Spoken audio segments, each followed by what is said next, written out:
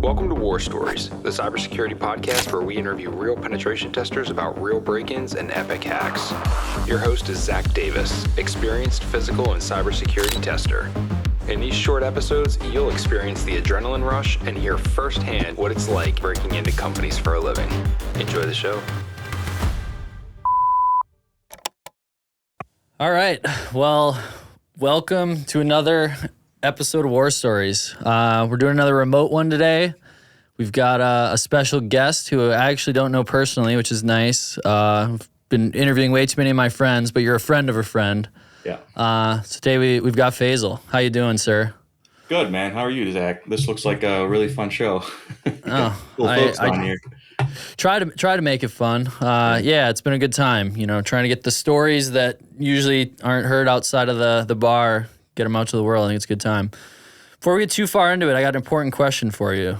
Okay. If you've seen our show, you know it's basically just a coffee commercial. Yeah. Are you a coffee drinker? I love coffee. All right, we're gonna send you some cyber coffee. It's SEVNX's brand that's actually roasted by a hacker, one of our friend Suki. Awesome. So as a guest of War Stories, you automatically get some coffee, so we'll get them out to you. Cool, man. I hope they get now we got that out of the way. So again, like I said, I think you're a good friend of my good friend Jude Keenan. I know you've done quite a bit of red teaming with him, but why don't you fill everyone, myself included, in on who you are, how you got here, and what you do today? Sure, yeah. So my name is Faisal Tameesh. I can give you a little bit of background of like who I am in terms of where I came from. I actually was born in the Middle East, and there's a long story there, but I eventually moved over to the US when I was 13 and basically got into, was really interested in science and math and stuff when I was a teenager. Did robotics. I started programming actually when I was 11. I was we didn't really have anything to do in the Middle East. There was like not a lot of video games or anything like that. I mean, we did have some stuff, but I was just really bored. And my dad got me this book called C for Dummies. And I told him, I'm no dummy. And he was, C, that's a low language for an 11-year-old man.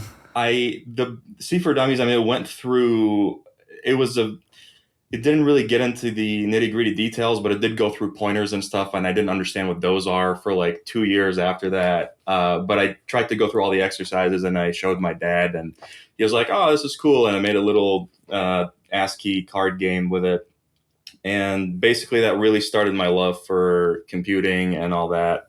And at the time, I had spent some time in Iraq, and it wasn't a very politically stable region. There was a lot of violence and whatnot. It just wasn't a good place to be.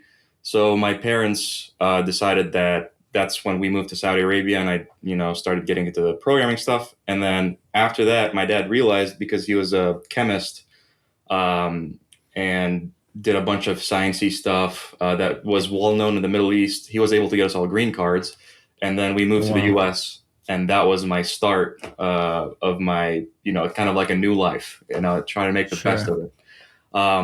And it was really cool here because, it was a very stable country. There were extracurriculars like robotics and just a bunch of stuff that was super fun. And I basically took all the opportunities I could and got really into it. So I did 4 years of robotics. I knew I wanted to be an engineer. And eventually, so you went to college for robotics? Like that's what your major was? Actually, so I went to college. I got 2 engineering degrees. One was in computer engineering, which was basically all software, like what you would do as a comp sci major. Sure. And then I did electrical engineering, which was all hardware and circuit design. And honestly, I don't really do any of that stuff nowadays, but it was purely for the love of the subject.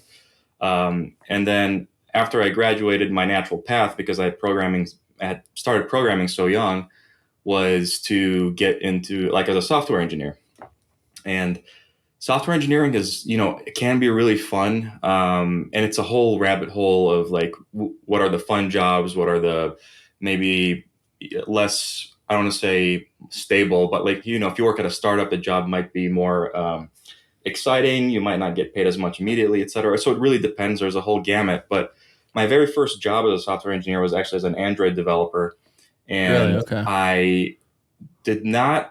I kind of got bored after a little while. It was like, you know, this is I mean, it was still okay, but I just didn't feel like I was doing what I really wanted to do, and that was my dream to be a hacker. I thought like hacking and making money off of hacking was the coolest thing on the planet, dude. I was like, this is it. I need to somehow figure out how to do it. And at the time, I didn't think I was smart enough for it, actually. I thought I was like, man, this is where you get those guys from different nations that don't even, speak English, and they do their crazy stuff. And somehow I'm supposed to like replicate all this nation state stuff is what I thought it was called. And I pursued it. And the way that worked was from that software engineering job, the main project I was on ended up dying off the company, and they put me on this super boring CMS like solution. And I was like, I'm going to quit. I don't care what happens. I'm just going to quit. So I did that, and I vowed to myself, I was like, the next job has to be some kind of like pen tester role. I don't know how it's going to happen. I don't know how I'm going to make it, but I'm going to try. And I applied to a lot of places, and I got really lucky with the first company that I worked at. Actually, Depth Security is their name. And the founders are really cool folks, and they kind of took a bet on me.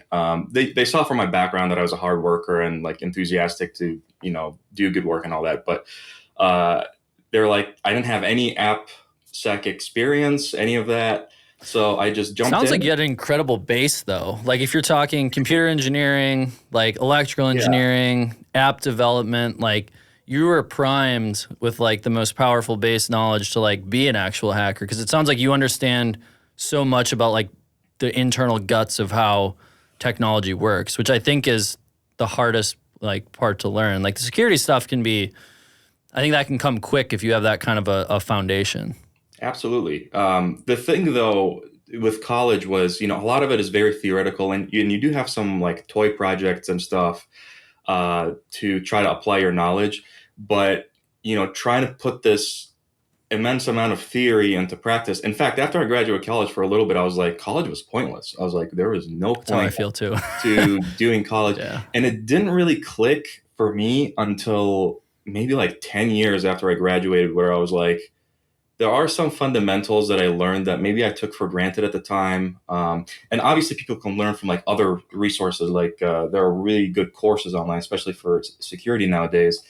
But there are those fundamentals that did kind of build that foundation that allowed me to start like getting into super low level hacking and stuff that I'm like, oh wait, I did learn that stuff in college. And, so a lot of people bash on college, and I think it's not necessary, but I think it did help me in some ways to really develop that foundation. So, but going back to the, whatchamacallit, after trying to find a job at Depth Security, right? Yeah. I started with AppSec and, learning how to use burp and all that. And that was super fun. And I got really into it.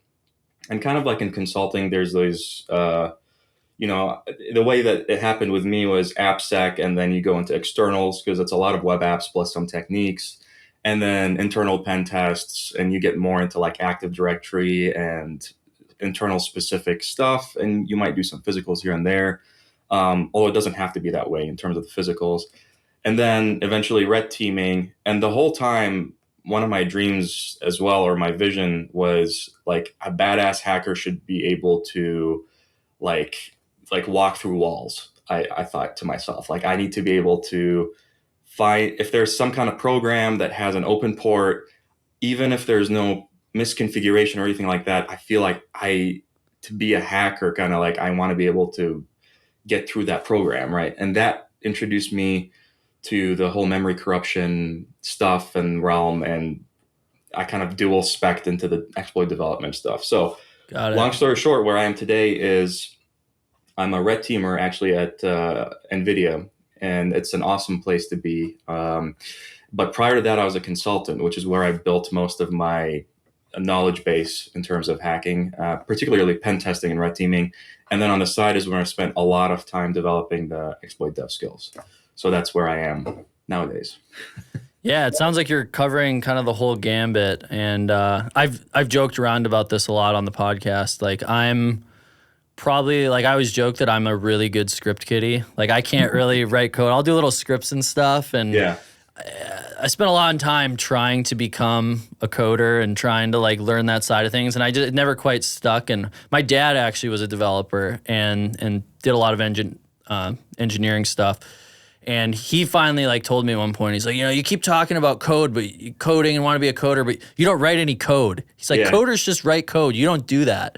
And I was kind of like, you're right. I just don't have the mind for that. But I can be a good script kiddie still, and that's fine. There's a place for that. But it sounds like with your background, you're like a hacker, like the true definition of a hacker. Like it's kind of funny you say the script kiddie stuff, because I feel like we all started there at some point. Like even if you have all that foundation and you know how to code, you're not going to look at like a Metasploit Ruby module that's, memory corruption. And you're like, I know what's going on there. You won't, right? You're going to use the Eternal Blue exploit and you're going to get a shell. And to a certain extent, I feel like relative to what level of technical level we're talking about, everybody's going to be some kind of script kiddie. So I don't really think it's such a negative thing or a negative connotation. I feel like knowing when to use that powerful black box at what time and what are the repercussions of using it or the consequences, I think is probably the most valuable skill as a hacker, actually.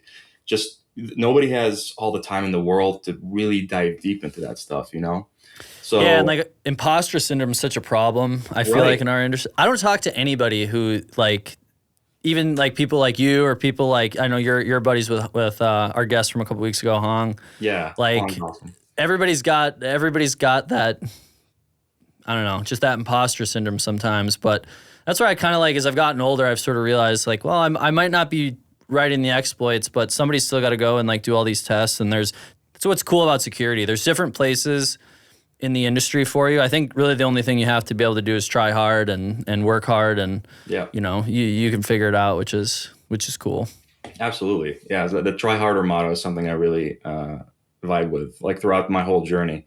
So it's one of those things where as you move forward in your career, you start, knowing like the pieces of the puzzle of what types of security there are or the fields in information security start to fit in together. And then once you get to a certain level, they all kind of mesh back together in terms of the technical knowledge, and you become kind of a more mature information security professional. So there's not like one field that's better or more technical.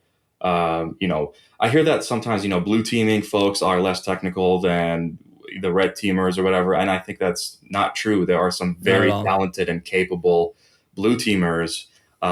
In fact, they are a lot of tools that red teamers end up using were created by blue teamers trying to work on a very low level problem.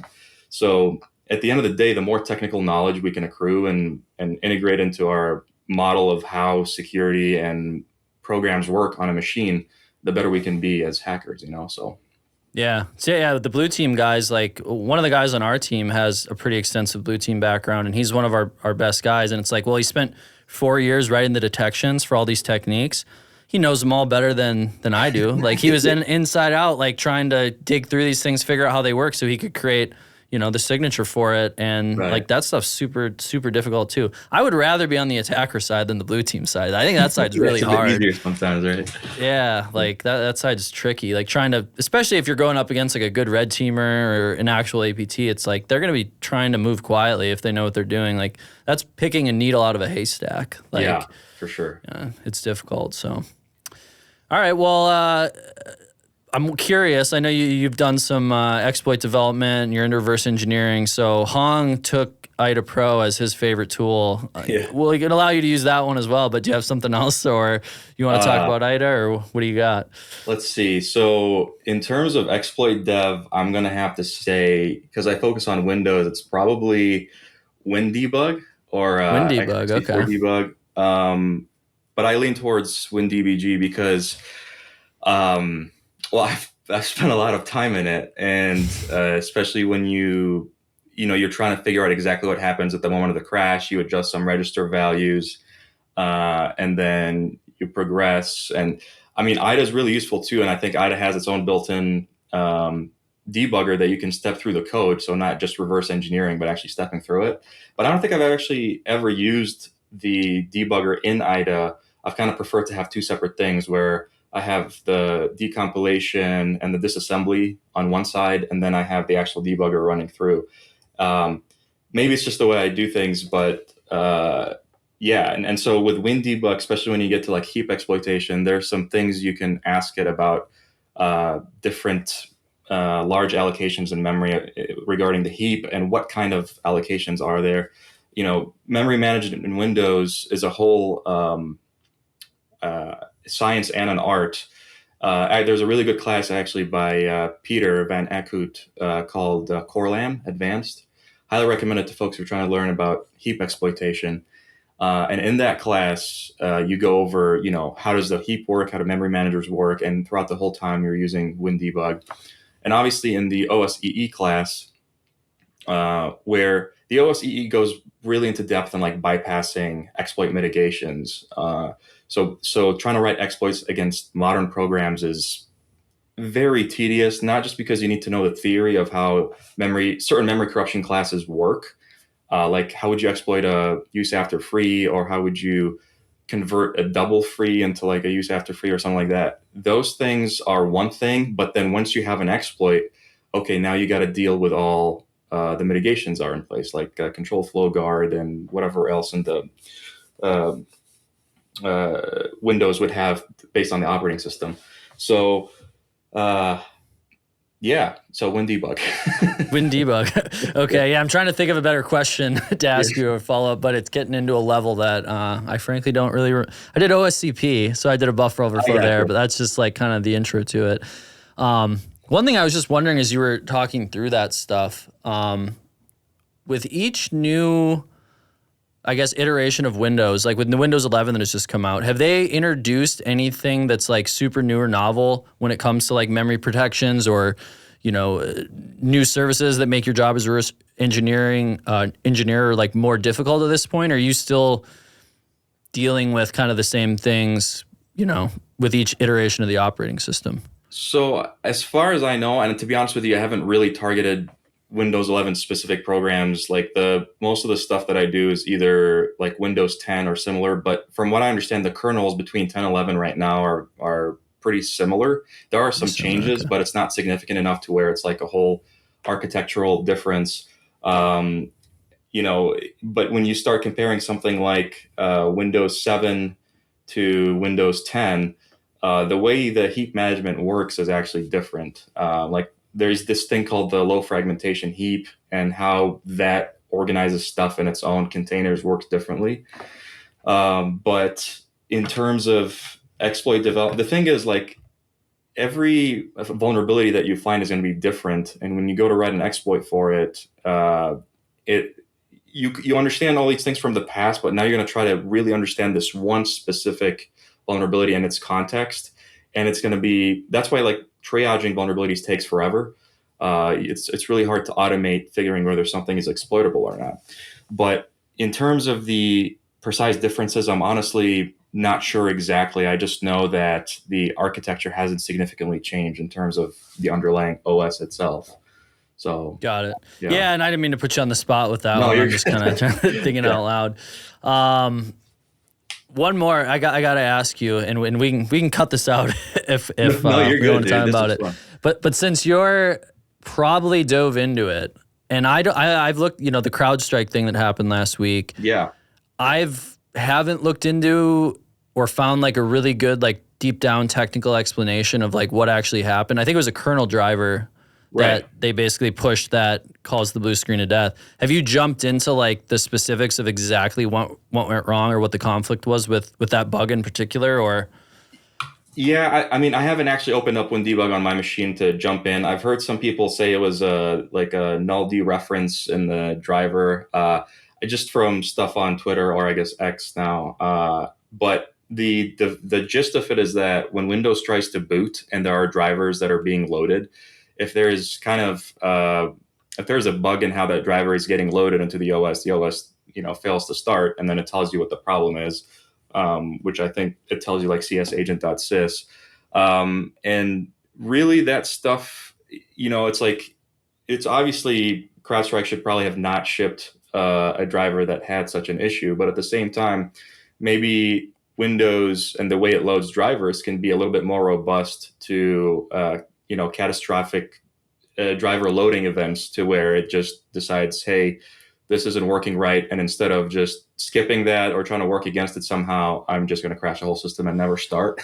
And that's sort of what I was wondering about. It's like, I don't know enough about it. I knew it was a kernel driver that was causing, the OS to bork, but why wouldn't Windows at this point have something built into it that would, I guess, recognize that and move over it? Or I would assume it would try and reboot if something like that happens once. But I don't know enough about, I've never been able to get that low into this stuff to fully understand how it works. There might be a way that they try to, like Windows does have some exception handling for that type of stuff, but it might be in a weird sequence of events where they didn't really account for something that specific.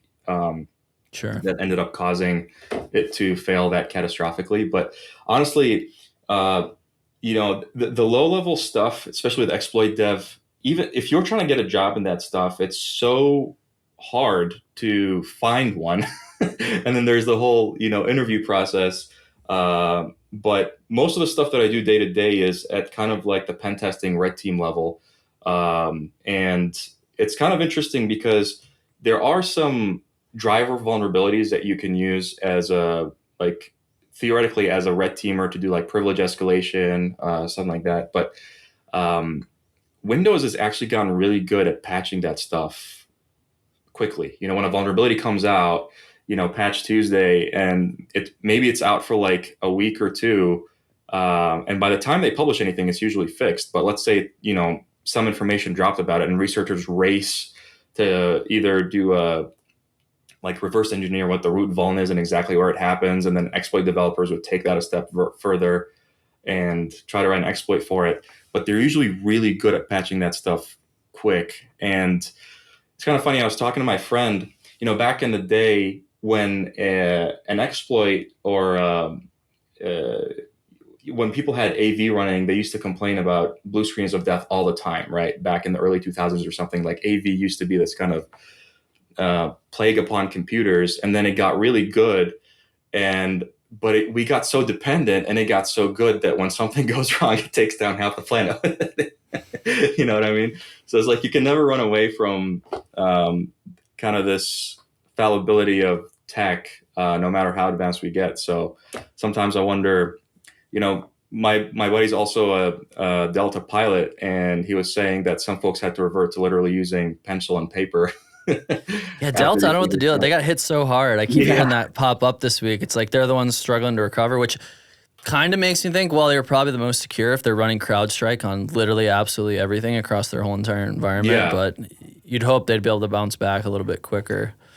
Dude, I think the recovery has to be manual. Like you actually have to go in and boot into safe mode and make a couple of changes, and then you can reboot. So like trying to automate that, I don't know. That's what I know, and that's when I heard about this. I'm like, oh, this is crazy. Like you kind of have to have hands-on keyboard. Yeah. For every system, and you think Delta's probably has what 500,000 systems worldwide, maybe, or I don't know. I mean, I'm just guessing here, but you got to go hit all those, and I think it's just deleting a file and then rebooting, but you still got to go through that, and you've got VMs and different stuff all over the place, and it could quickly be a nightmare. I mean, our company's really small, and we all run on Macs, so we just we're just calling our clients, making sure there's anything we can do, but it's cool. A lot of weekends were ruined.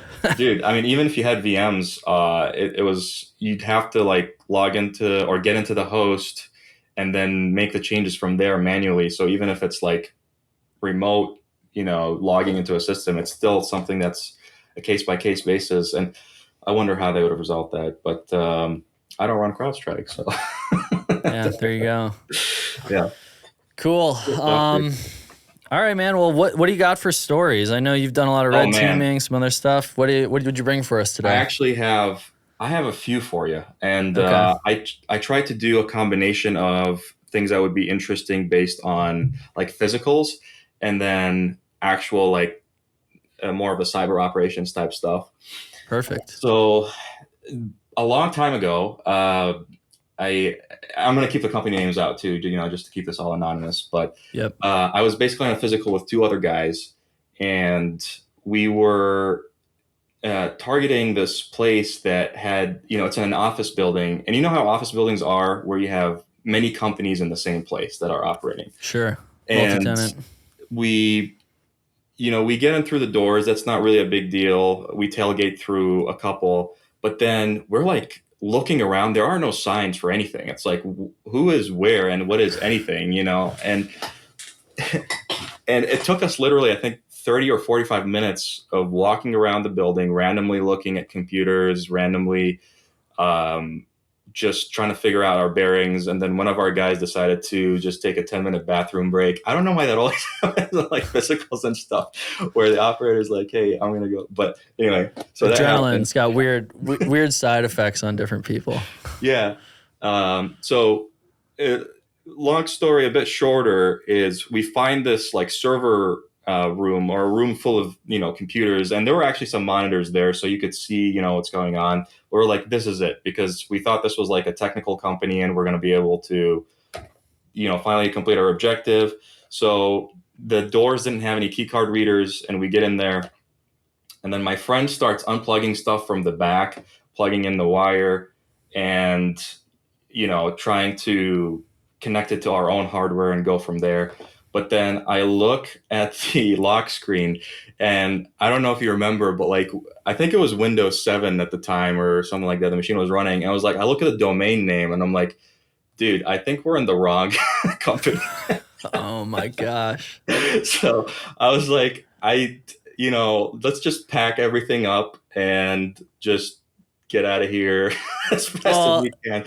And that guy was still in the bathroom, and we were like, should we just leave him and go, or should we so I was like, you know what, let's just go. We're going to text him, because I don't think he's going to have a problem getting out.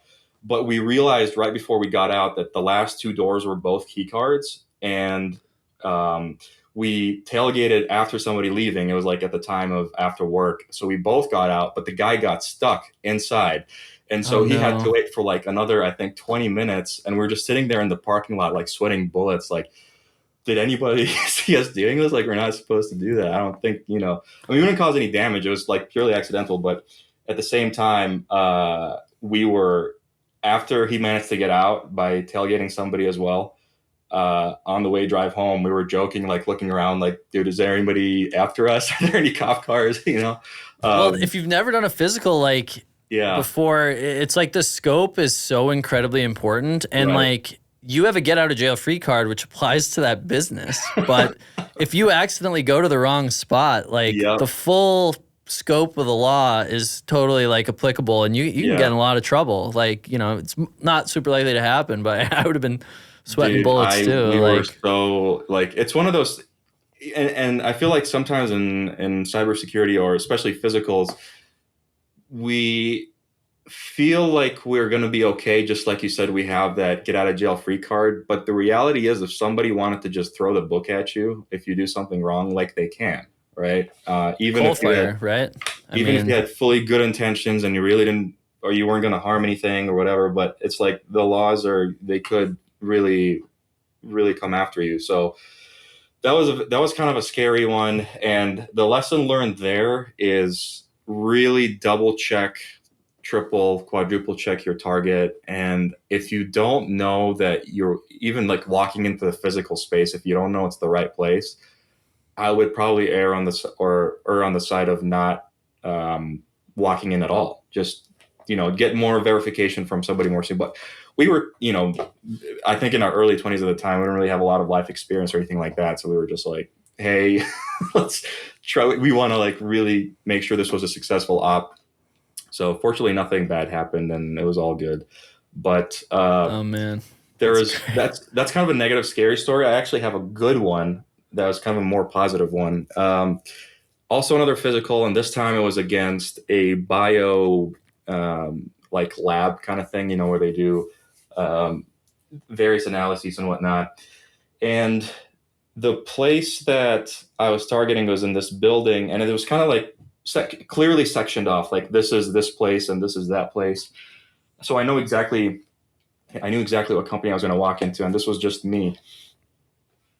And I stood outside the door and I waved, I'm like, hey, can you let me in? And, my premise there was I'm, an IT guy and I need to look at these computers to fix them because HQ had told me to come out and do that. And this really nice girl opened both doors and I, walked in, we started talking, and we actually really got along. And I was we became I want to say good friends, I mean, just not good friends, but we really got along well and started talking about bands and stuff. And I was like, man, if I wasn't on an op, I would want to be this person's friend. But the whole time I was like, I got to go to every computer and plug this in to fix it. And she was like, yeah, that's cool. Go ahead. And the whole time I was just showing these machines going around the perimeter of the lab. Oh my gosh. And dude, I felt so bad. Knowing she's probably going to get in trouble. And you're becoming forming a personal connection. Right. With, I didn't even want to it just I was friendly and she was very friendly and we were just having a great time talking. And I just had to actually do my job. And I was like, all right, well, we got a bunch of shells. And afterwards I was like, all right, well, hope to see you around or something like that. But when I walked out, I was like, gosh, man, this could have been a totally different story if I wasn't on an op, So sure. It was still a lot of fun. I never talked to her again, unfortunately. That's too bad. It's always a little tricky with other people. It's I was literally just talking about this on the one we filmed this morning, but we used the first firm I worked at was based in the Midwest, and it was small to medium banks and credit unions, and we'd go to do social engineering calls for these banks. And it would always be just these sweet little old ladies who sounded just like my grandma. And I'm sitting there they're being so helpful. I'm trying to rip information out of them. And I'm I know they're going to get in trouble probably on the back end. And it's just you feel bad, but at the same time, you kind of hope, well, at least they learn something. There's a charming pen tester. There's probably a charming criminal out there too. Exactly. So, yeah. Right. It's one of those things where for the company's sake, it probably is a better thing that the pen tester was able to do that instead of a real threat actor. But just, from the thoughts, the internal thoughts of a pen tester, it's man, could have been friends or something. But yeah, so it's pros and cons. And sometimes you're something goes so south, you do something so awkward and you're like, man, I'm glad this is going to be over and I'm never going to see this person again, So, yeah. But yeah, so those were a couple of physicals. In terms of actual cyber op stuff, there was one that's kind of scary actually, and it was against a hospital. And back in the day, I think mid 2010s, was at least as far as my experience was, hospital security is pretty not great. Yeah. And one of the most we've had the same experience. Yeah, and one of the most critical. There was this thing where, I was still, I think, early on in my pen testing career, actually.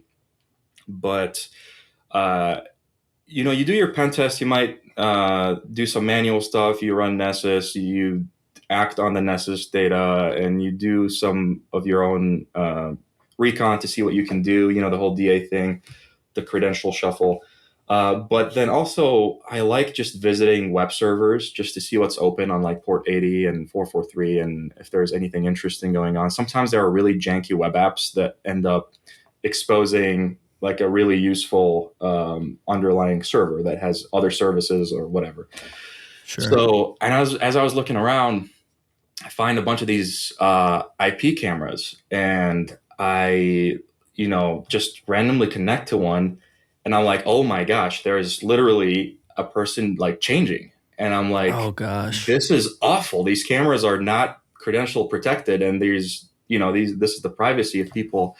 Is this on the internet or on the? Well, it was internal. Yeah. Internal network. Okay. But yeah, I think for that specific op, it was at the time where you could get into anywhere by password spraying, get in through the VPN before everybody got smart about multi-factor. And it was so if even from the VPN you can access that internal cameras and it's a massive privacy issue for them. But I I was so taken aback because it was early in my hacking career, and I was like, I really, and the worst thing is those cameras, you can actually control them. Like you can move them around mechanically and stuff.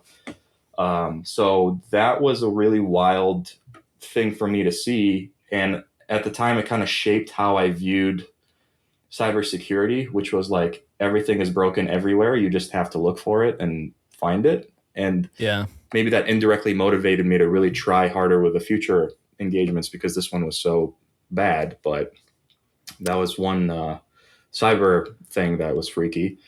I feel like that'd be a interesting, readout, having to explain that. Hopefully some heads spun and they locked those cameras down or potentially moved where they were sitting. I would hope at least. Yeah. I don't know, man. I mean, I feel like no matter how hard you try, a lot of folks are not going to have all their inventory covered. Like knowing what's on your network in a massive company is a very non-trivial problem. And no matter how many, you're like, all our machines are, we have whatever badass EDR running and it's going to work really well.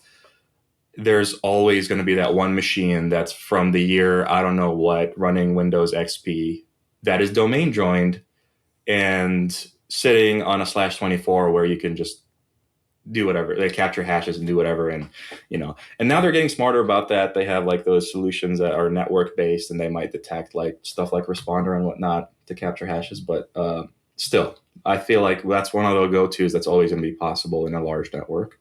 It's an uphill battle, especially I find with like healthcare and stuff. A lot of times if they're growing by acquisition, they're just pulling on garbage network after garbage network. And even if they have like really good intentions, it just takes so long to sort through that stuff. And even on a pen test, I mean, if you have 10,000 hosts to go through, like if you're being really thorough, even if you are being really thorough, it's going to be really difficult to hit everything. And you might, miss something one year. And, there's kind of this thing that I always wonder about pen tests, which is how do you guarantee the quality of a pen test, right? Like there's not really a good way to tell this was a really genuine good effort by the person, because there's how much the person is actually spending time on the pen test. There's their skill level. There's how big the network is.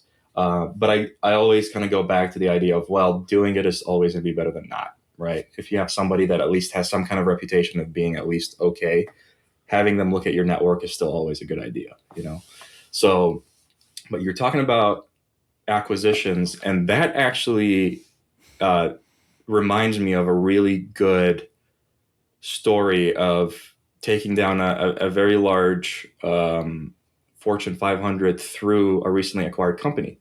And it's because those smaller companies that get acquired, they might have never gotten a pen test. But what ends up happening is like, okay, we bought you guys. We're just going to grab all your IT infrastructure and plug it into our stuff. And all their externally exposed stuff, all their internally joined stuff, that ends up being your pathway into the bigger network's internal network.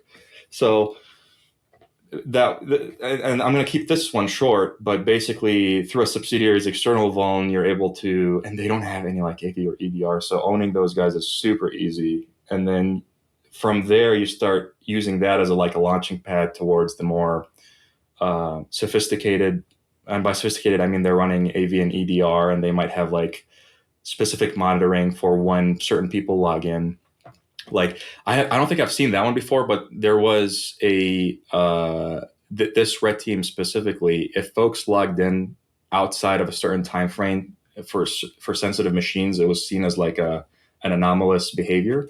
Sure. And so owning the subsidiary and using that as a launching pad and access to like their internal Confluence and whatnot, and seeing how that stuff worked really gave us a solid starting ground, as opposed to like phishing somebody's machine that's already has EDR, and now you're like threading a needle to try to get around all the protections and only proxying comms in so you don't do anything loud on the machine and all that. So subsidiaries can be a really big weak point for a company that is otherwise very solid in terms of all the steps that they would have needed to take to be secure. And not just that, it's kind of ironic too, but when you get up, with the execs and stuff, you would assume that executives have the best interest in terms of security of the company in mind. But like everybody, when you don't practice or learn about proper information security hygiene, no matter how high level the person is, it's not really going to help. In fact, it just makes taking that person down even more impactful against the company. There was actually a whaling campaign I did against an exec, a C-suite person, and that was the most interesting phishing campaign I've ever done. It was, when you're targeting somebody super specific, you have to and let me zoom out a little bit. When I think about phishing, I think about two things. I think about visual trickery, so things like domain lookalikes and all that. And I also think about deception. And deception is a very, things like spoofing somebody and all that is like the base level, but deception can get very advanced. And it's actually, there's a book that I'm working on the side. Hopefully it'll be called something like Hierarchies of Human Deception, but it goes through like, how deep does your truth chain have to be with a person before you can successfully deceive them? So for example, at a very basic level, when you see a person, you're seeing my image and you're hearing me speak. You probably haven't seen, well, you definitely haven't seen me in real life before, but there is a chance that in the future, this could be entirely AI generated, for example, right? Sure. And so that's like one example is like, if you showed that AI generation to a person who is from an older generation, like an older person, they probably would be much more easily deceived than the newer gen, because the newer gen is aware of these deception tactics, right? So you're less likely to catch them. Going back to the phishing thing. So the way I set it up is I went through this guy's social media, I went through his Twitter, and I found that he was posing with another really high profile person, another exec that from the picture, you can see that he really looks up to him. And what I ended up doing was creating an engagement where I spoofed being the other guy, and I collected some information on the other guy, and essentially told the guy I was targeting that, hey, I have this course for execs that I'd like you to review, and I'm likely to be sharing this with people that are interested in my field and getting into that management so that they can grow their career. And this guy, because he had previous, that's kind of evil. Like you're working so many different angles there, right, like psychologically, like, and so somebody who's like probably like maybe a mentor, or at least at a minimum somebody looks up to, you're asking as that more like higher ranked individual for them to review something, do me a favor. Like, right, there's so much going on there. Exactly. Yeah. So there's human deception is fascinating to me, at least. And so that basically enabled me to, I was like, hey, there's this course, and it was an HTML or HTA course, and they download it and they run the payload and you get your shell. And I mean, we exfiltrated the next year's, there's a bunch of like strategy stuff that was involved, but for like a nation state threat actor that would have been interested, and it's really valuable information on like what the next moves would have been for the company. Obviously we would never act on anything like that, but the point is that even that executives, no matter how competent they are in terms of management and people and interacting with people, at the end of the day, deception, whether it's super, when you're forcing a program to do something through burp, you give it some input it doesn't expect. Humans, likewise, although the scope is much larger and there's many other variables, they can also end up doing what you want through a combination of cyber and personal stuff, So that was one that was probably my favorite phishing campaign of all time. And when I got that shell, I was like, no way, dude. Yeah, that one's wild. Yeah. It's sort of been interesting.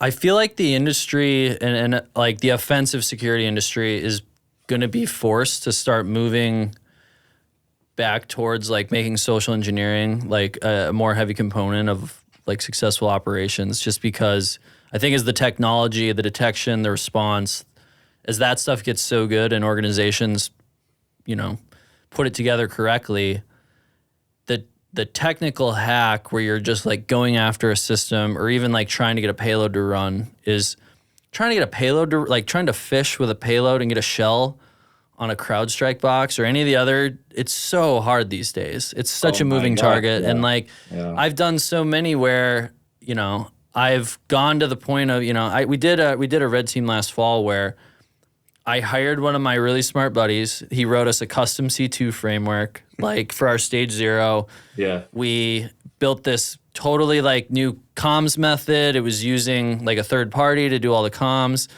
And, we found this technique to get it to, it was delayed execution off of a comm hijack, and like all our payload was doing was setting a registry key. Like it worked on a CrowdStrike box. We were so excited. And then it just so happened that the target was blocking that third-party service, which is very popular. Bummer. It was blocking that third-party service that the comms go through. And it's like something almost nobody blocks. And it's just like weeks and weeks and thousands of dollars versus development just to be shut down.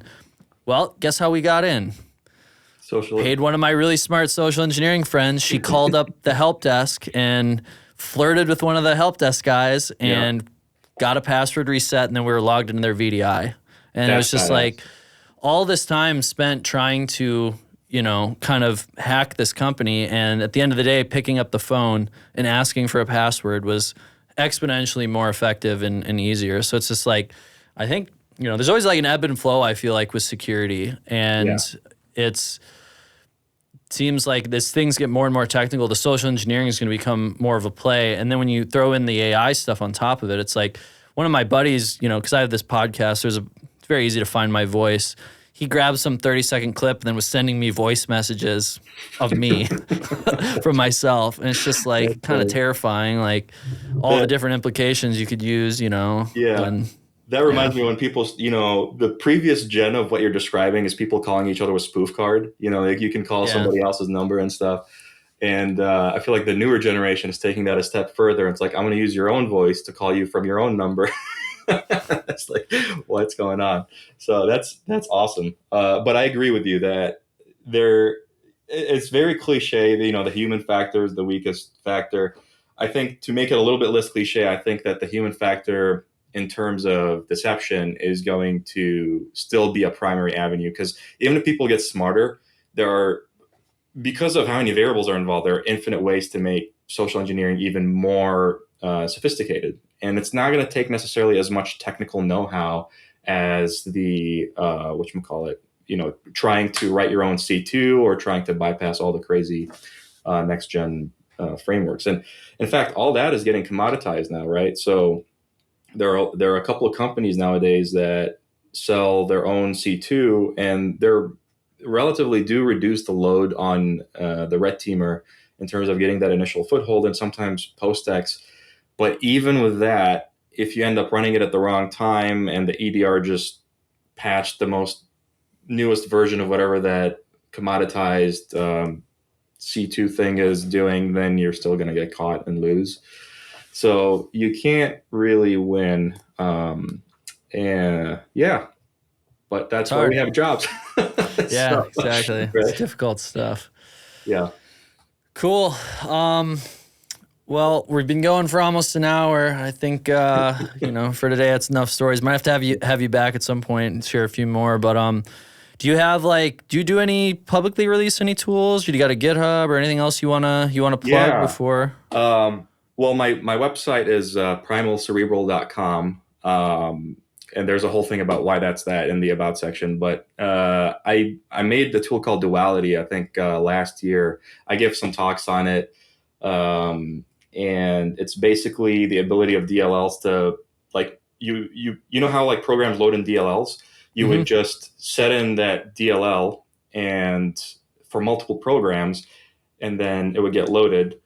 If any of them get updated, any of the programs got updated, the one that's not updated yet is going to be able to reinfect the DLL that got updated. So you can have long-term persistence using just 2 or more dependency DLLs in a system. So that way you're not leaving any additional files. You're not using like registry keys or scheduled tasks or anything like that. It's purely backdoor DLLs. So you go in, very cool. You find DLLs, you backdoor a few, like 2 or 3, and then leave, and then it'll just maintain long-term persistence for you. So I think Jude mentioned that tool to me, actually. I saw him over the 4th of July, and I think Jude. Yeah, Jude. Yeah, I think he was talking Jude about knows a lot duality. about that tool. Yeah. Yeah. That's Cool. fun. But yeah, man, it's good stuff. Awesome. Well, I really appreciate you being here. I'll have to get your address after we hang up. We'll get you some cyber coffee. And yeah, thanks a lot. It was a lot of fun. I really enjoyed the conversation. That was fun. Thank you very much for your time. Awesome. Have a good one. Have a good one, man.